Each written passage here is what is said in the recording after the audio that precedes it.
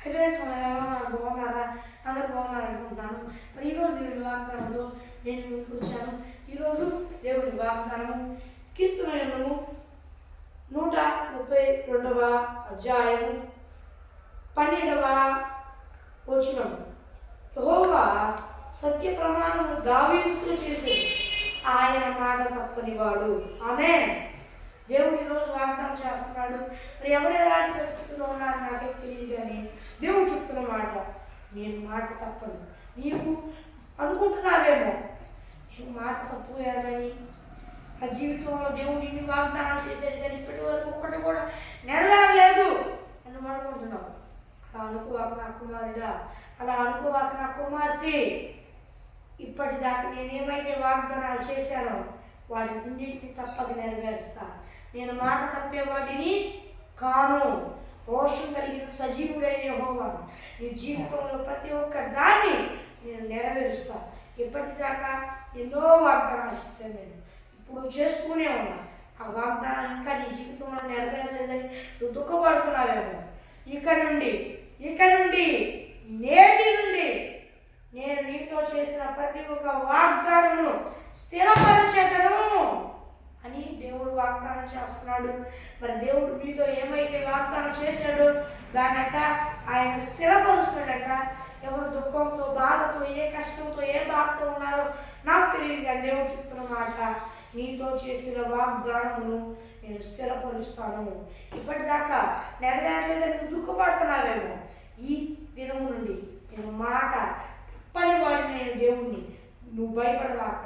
ఈ దినం నుండి ప్రతి ఒక్క వాగ్దానం నీ పక్షంగా స్థిరపరుస్తాను. ఇజ్రాయేలు దేవుడినైనా, రోషం కలిగిన దేవుడినైనా నేనే నీకు దేవుడినై ఉండి నేను నీతో చేసిన వాగ్దానములను స్థిరపరచను.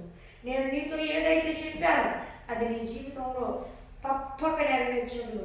ఆ కారణభూతునిగా నీకు ఆశ్చర్య కార్యాలు చేసి నేను సంతోషపెట్టదు, నువ్వు తృప్తి పొందదు, సంతోషించదు, ఆనందంతో నన్ను స్తుతించదు.